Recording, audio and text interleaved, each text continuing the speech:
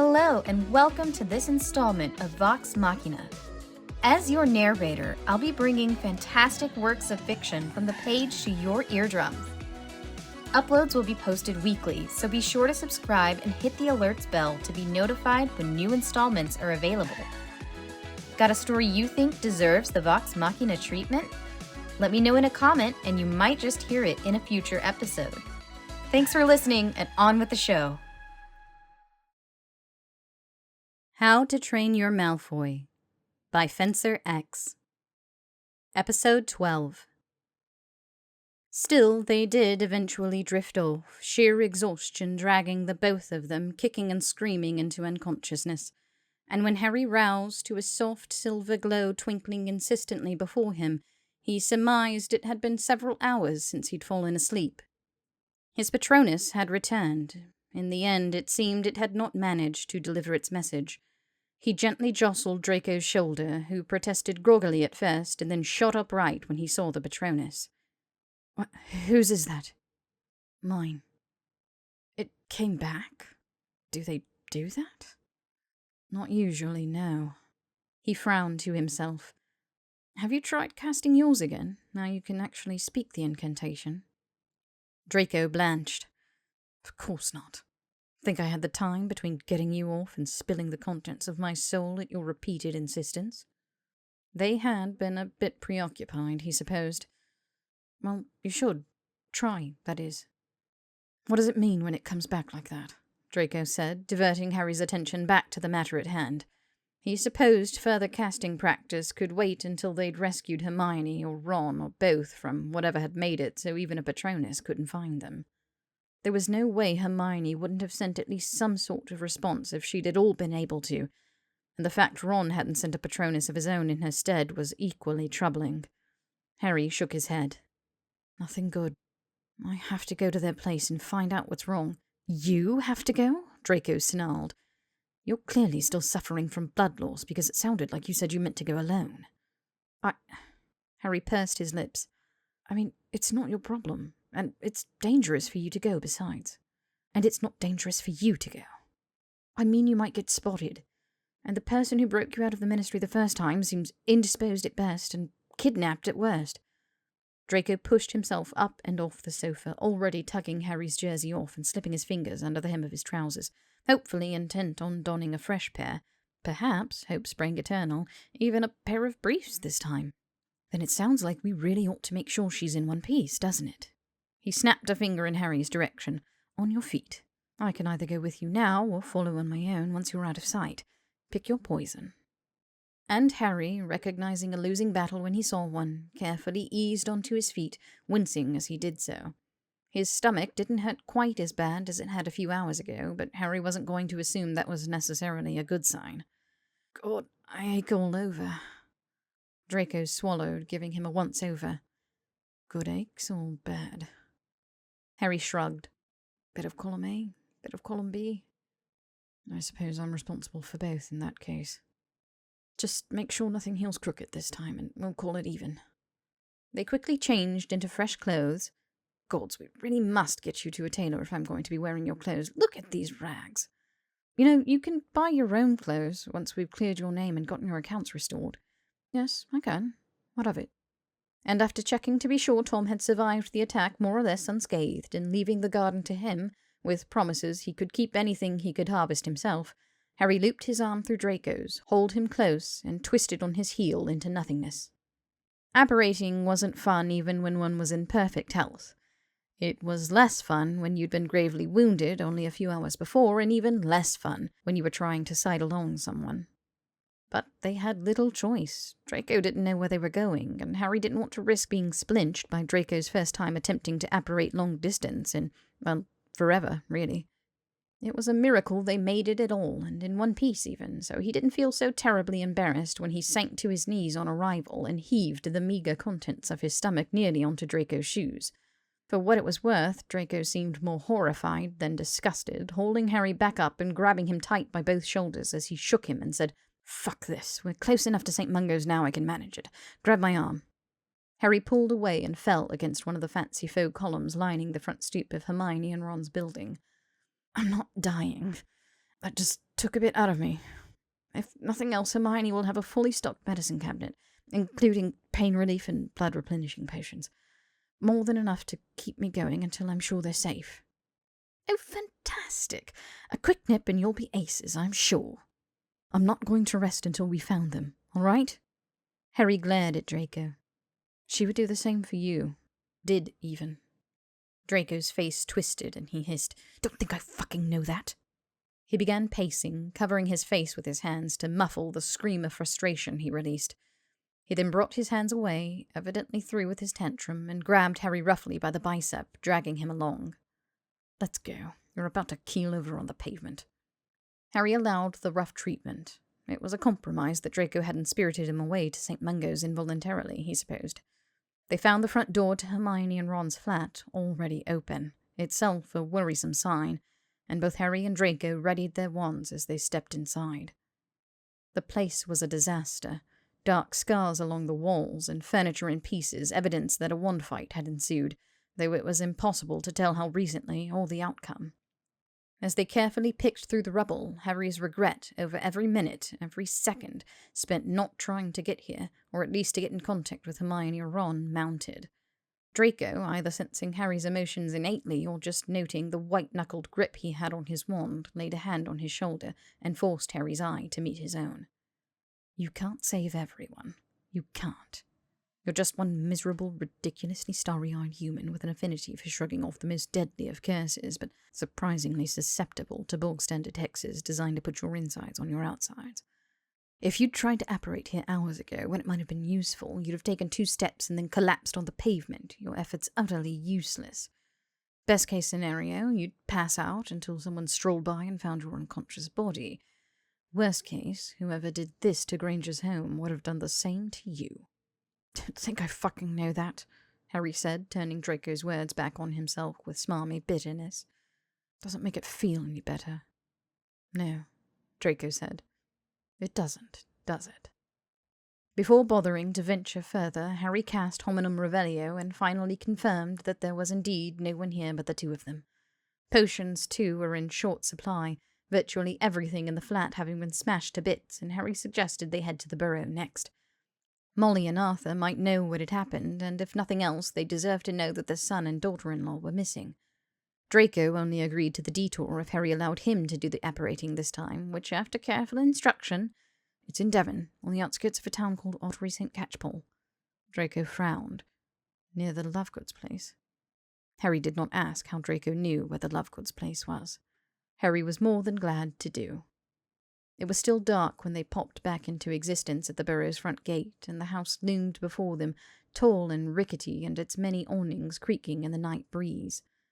There were no lights on, but this was hardly surprising given the hour, and after waiting for the world to stop spinning from the nearly back-to-back apparating, Harry hobbled to the front door and rapped loudly on it, announcing himself vocally in case the occupants were in hiding.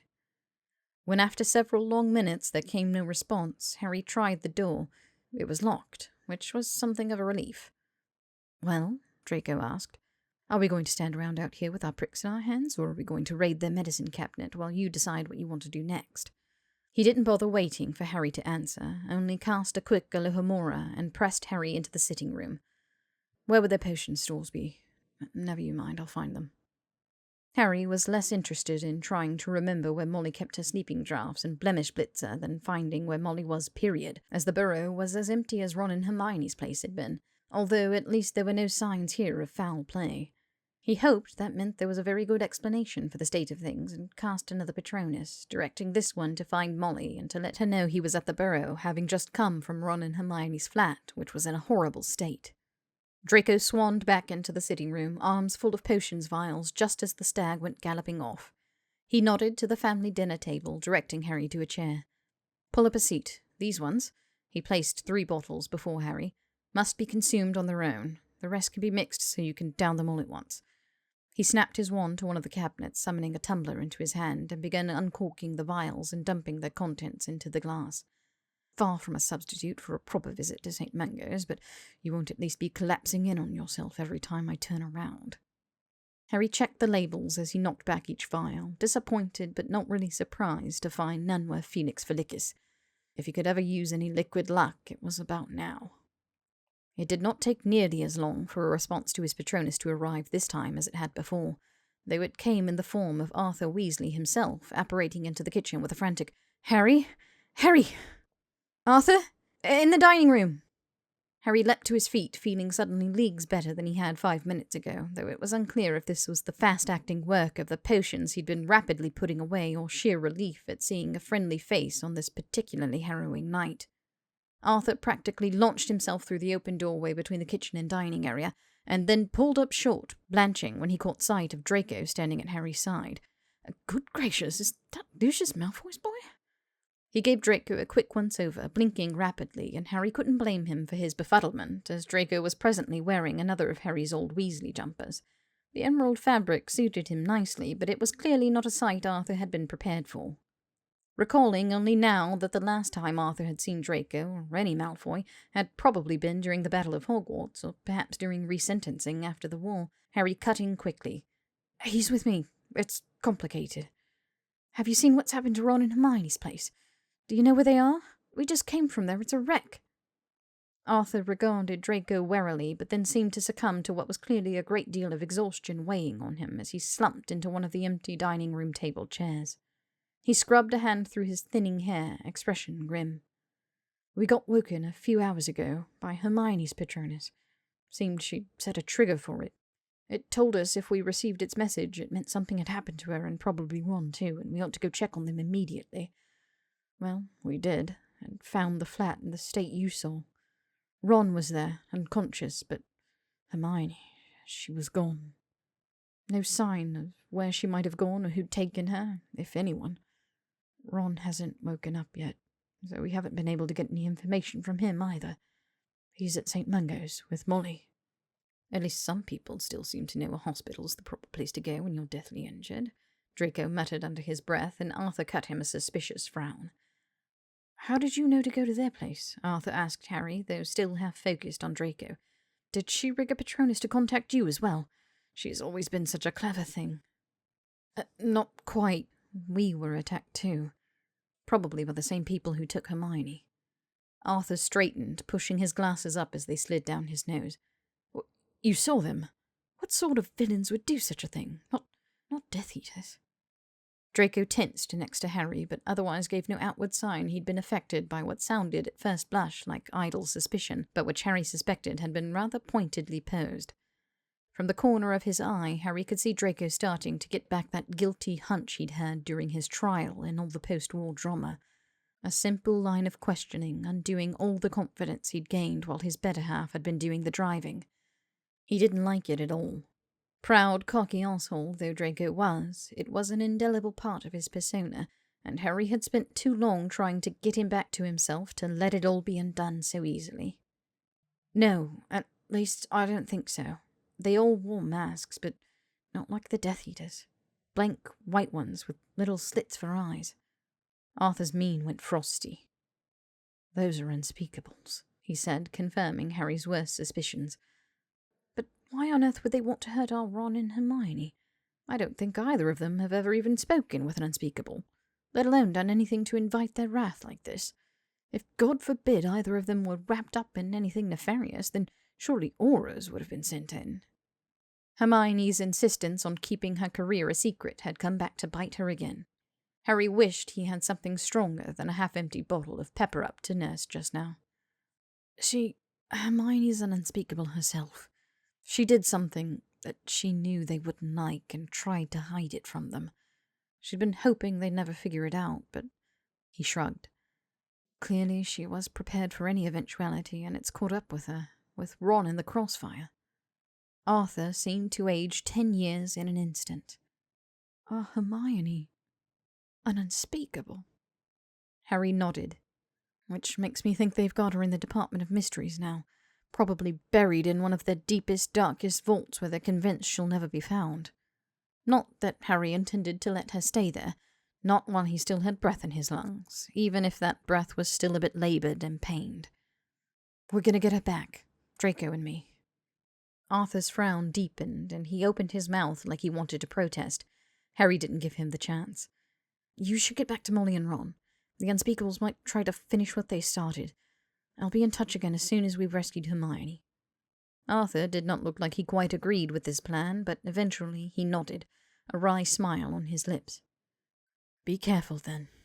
I can't rightly tell you to stay put anymore, but you can at least promise me you'll try to stay out of trouble, can't you?" Harry returned the smile that was not really a smile. "I could, but it might be a lie." And Arthur chuckled softly, shrugging. "Well, I can't say I didn't try."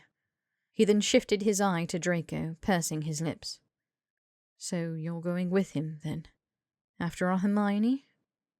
Draco gave a start, clearly not expecting to be addressed, and then gave a little nod. Arthur returned it. "Good luck, then, I suppose. Look after Harry. He has a hard time looking after himself." Draco had the nerve to snort at this, cutting Harry a look. On that much we can agree. He was getting entirely too comfortable with these sorts of remarks, and Harry wasn't sure he liked that. Arthur slipped a hand into his pocket and palmed a small badge, placing it in Harry's hand and wrapping his fingers around it. "That's my ministry badge. Lets me through the ward so I can apparate into and out of the atrium. It should still work, even though it's well after hours." He gave a wincing, apologetic smile. "I've only got the one, I'm afraid, and I'm not sure the entrance via the toilets will be open at this time of night." Harry accepted the badge, pasting on a smile. "Thank you. We'll figure out a way around it, I'm sure. You've done more than enough. If anyone asks, I stole it from your bedside table while you were looking after Ron." Arthur nodded, then pulled Harry into a crushing hug. "Be safe, Harry. Please." "Don't worry," he said, voice tight. "I always manage to scrape by somehow." "That you do," Arthur sighed, then released him. "Good luck." And with a tipped nod, he twisted in place and disappeared with a sharp crack. "I'd love to hear what this way around the Ministry's likely very substantial abjurative wards is that you clearly have in mind," Draco said, sliding into the chair Arthur had just vacated and throwing one leg over the other. "Well," Harry said, whisking away the empty potions vials with a quiet Evanesco, "I was kind of banking on your abilities, well, the dragon's abilities, to continue doing what they've done this whole time with Malfoy and keep on protecting you. Like, by, say, keeping you from being affected by wards that might otherwise try to expel you should you attempt to apparate through them." He lifted his brows hopefully. "I have no idea how to use that ability, though. I don't think it actually matters. Every time the dragon did anything fantastic to protect itself before, it seemed like it just happened instinctively. Like when I beamed you over the head with my frying pan." Draco frowned. "I don't remember being beamed over the head with a frying pan." "Yeah, mostly because you, or him, manifested this scaly shield and the thing bounced right off. You were a terror to keep in line."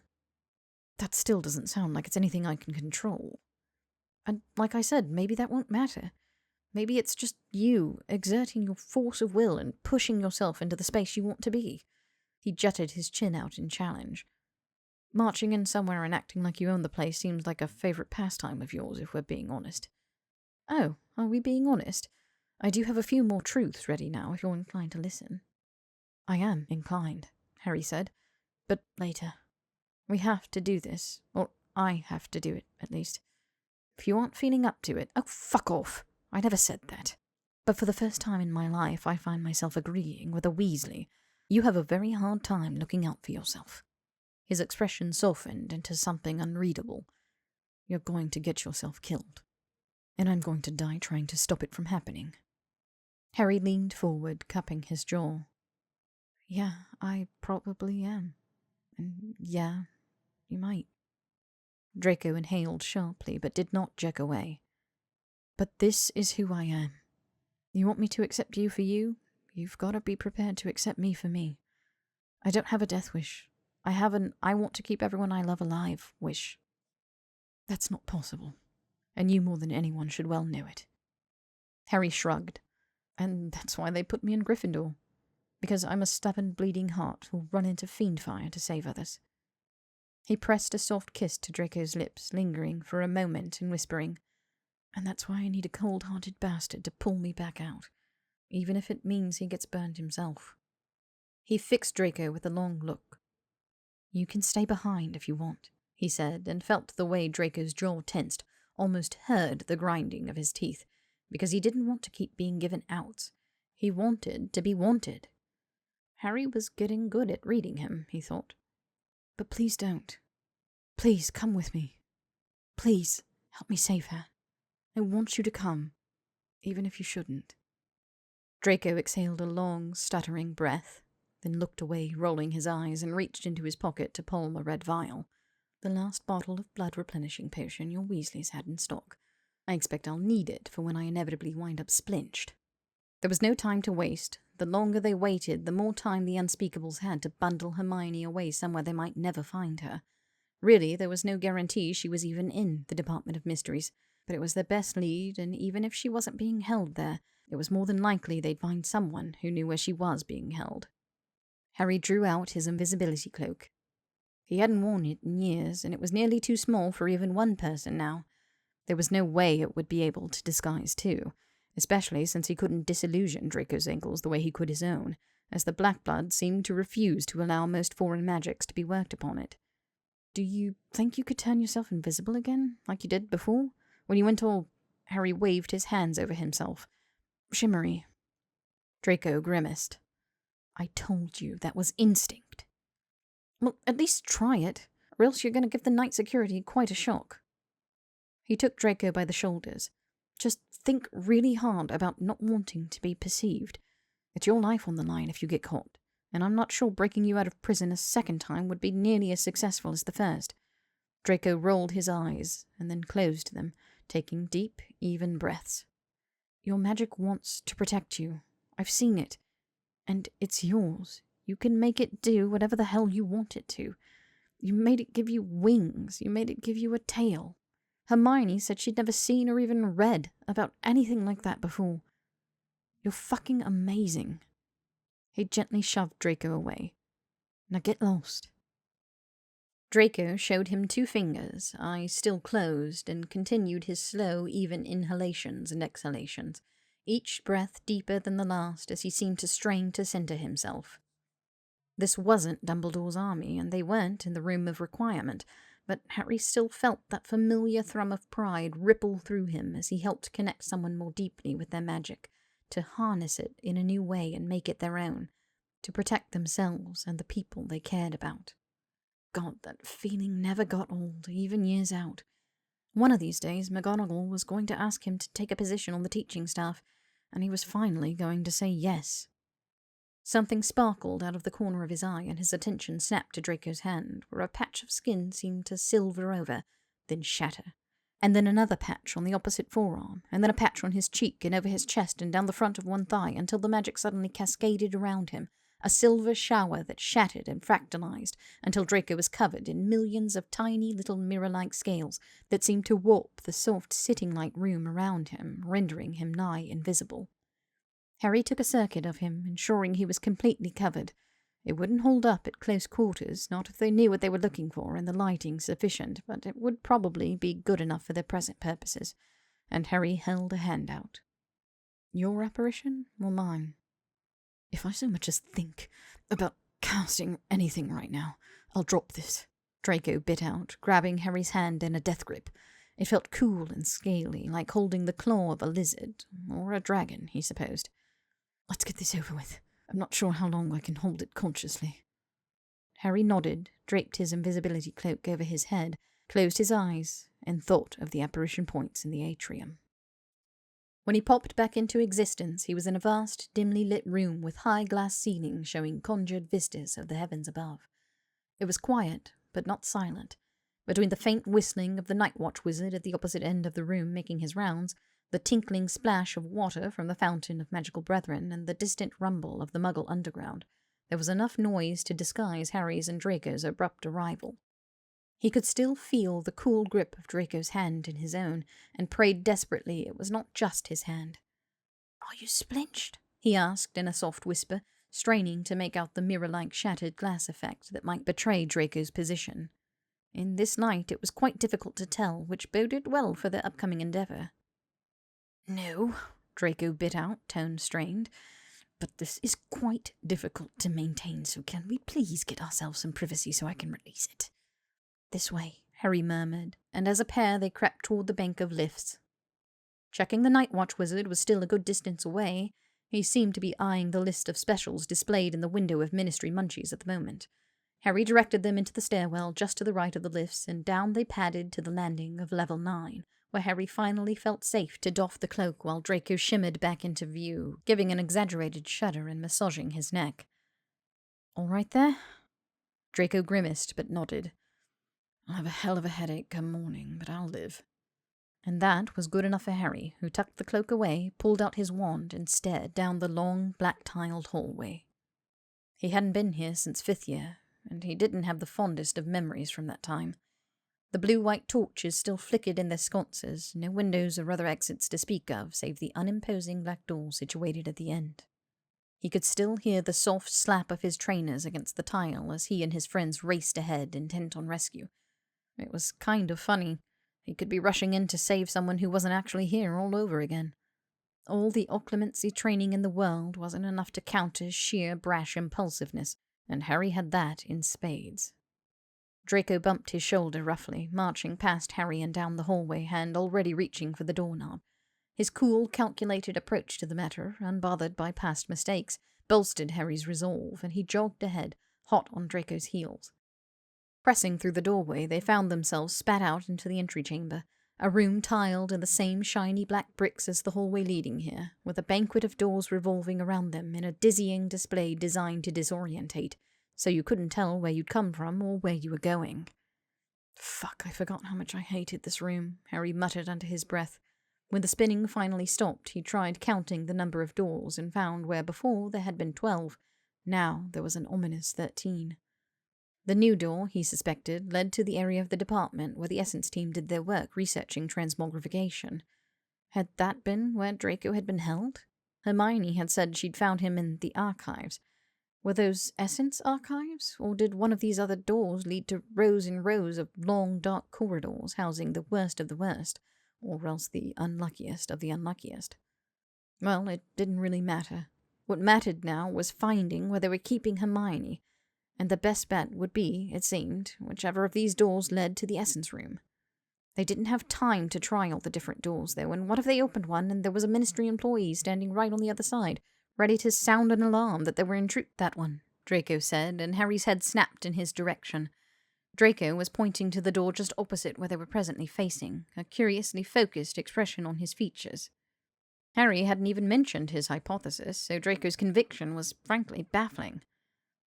How do you know? Do you remember coming through the first time? Or when Hermione busted you out? Wait, hadn't Draco been a teacup at the time? Draco shook his head, gaze narrowing as if he were trying to focus on something far away and having difficulty making it out. I don't know. It feels like that one. And, perhaps the disorientating magic of the room wasn't working on the black bloody bits of Draco. The doors were, after all, merely thresholds to magically expanded spaces beyond. Creatures with more refined senses, or else those whose nature inured them to many magical effects, might not be confused by the magical flim-flam used to keep humans guessing. Well, it was as good a place to start as any. I think we'll need to try a stealthy approach again going forward, in that case. I don't imagine we'll be able to evade detection forever, but the longer we can stave it off, the better. Are you up for it? It was more a question of courtesy than genuine curiosity, as they didn't really have a choice. They couldn't afford to be caught down here, especially without Hermione to shield them. Unspeakables were, they had learned the hard way, very protective of their secrets, and Harry doubted his fame would save him from a cell, or worse. No, but that's never stopped you from charging into a situation, so why should I let it stop me? And because it was about to become very relevant, he asked, how likely do you think you'll be able to go fully dragon again? Just in case we happen to need something big and scary with fantastic magical resistance. It was some comfort, knowing Draco might be able to eat anything that would threaten their lives. How likely? Draco scoffed. I'm barely keeping it contained as it is. I've been on a hair trigger since you collapsed outside of Weasley and Granger's building. Trust it won't be a problem, especially not if you do anything you. In which case I can't be held responsible for the beast's actions. How romantic. Draco ignored the jab and gave an exaggerated shudder as he once again shimmered from view.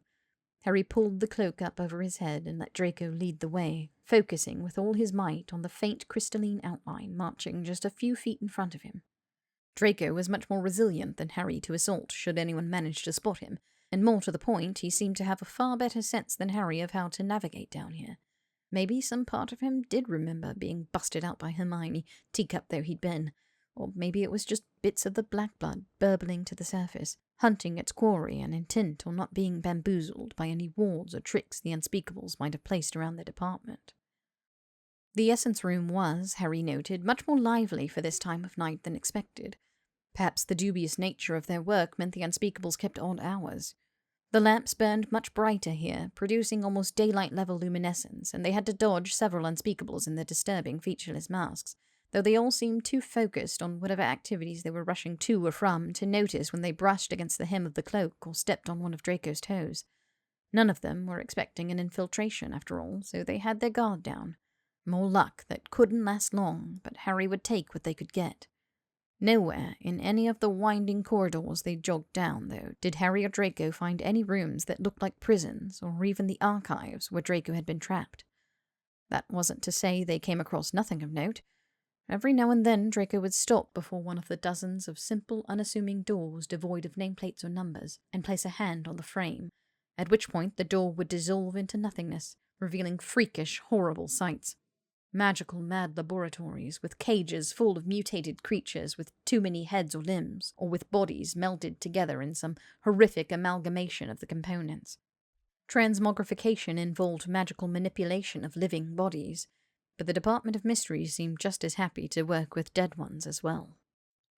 Harry stopped short when Draco unveiled a room with a stasis field over a vivisected creature that looked like a merfolk with legs, which you might think would look human but decidedly did not. Harry recalled meeting the curious private creatures when he dived down beneath the waters of the Black Lake in search of Ron, and a shiver ran down his spine. They'd done nothing, absolutely nothing, to merit such experimentation. He'd always known the Department of Mysteries operated outside the laws of society, but this was beyond the pale. He could feel cold fury radiating off of Draco in waves, but after a moment's consideration of the scene, Draco moved on. That made one of them, and Harry snapped a hand out. "Wait, we can't just leave it. Save your righteous anger for rescuing Granger. There's nothing we can do for that sad creature now that won't rouse suspicion. They could kill it, Harry didn't say. At least that might be a mercy, instead of it being held there in stasis, flayed open and helpless until the Unspeakables that had been experimenting on it returned. This can't possibly be allowed.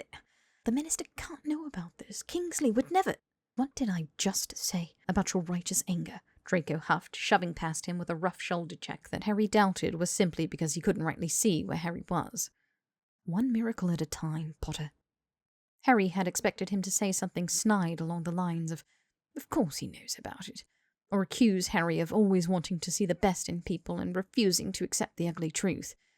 It wasn't clear if Draco agreed with him or if he was just humouring Harry. Honestly, the comment had been a gut reaction, and at this point Harry wasn't entirely sure he believed his own protestations himself. Kingsley was a good man, but he was only one man, and according to Hermione, the Department of Mysteries had staggeringly wide latitude in being allowed to manage itself as it pleased. But a chain was only as strong as its weakest link, and surely not everyone down here agreed with or even knew of the department's heinous acts, right? There had to be more Hermiones out there. Harry had to believe there were. But Draco was right. They had to focus on the task before them. Saving Hermione would be difficult enough, if not impossible. If they were able to gather enough evidence between them to shut down the Department of Mysteries, or at least the Essence Room, all of these horrors might be put to right in the doing.